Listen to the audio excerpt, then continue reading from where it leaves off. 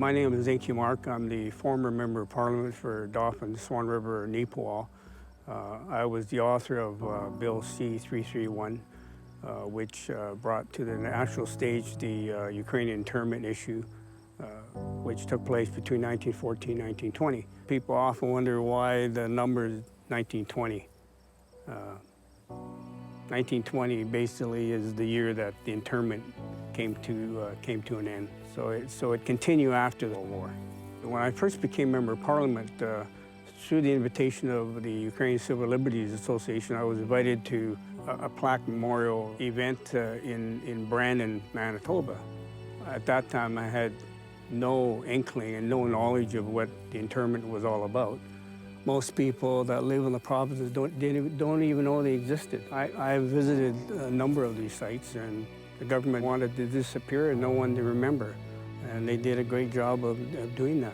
We did many, many things to try to educate the public in terms of what the internment was all about, but what was really important was to start on a private member's bill to have it officially recognized. From the time we started to the time we finished, it took 9 years.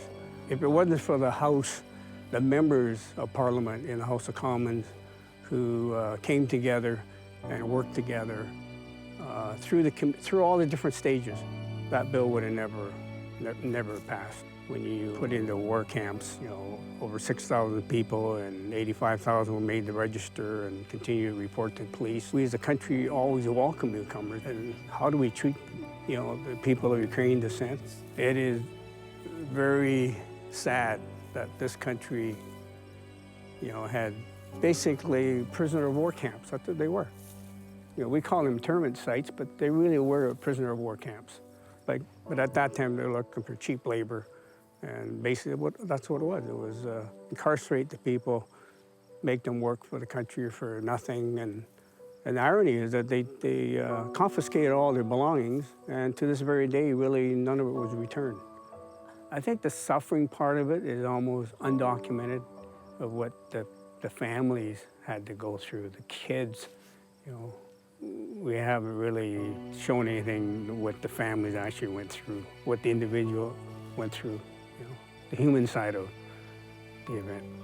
We asked them to come settle this land, all these open spaces, to help develop Canada, and then we round them up and lock them up.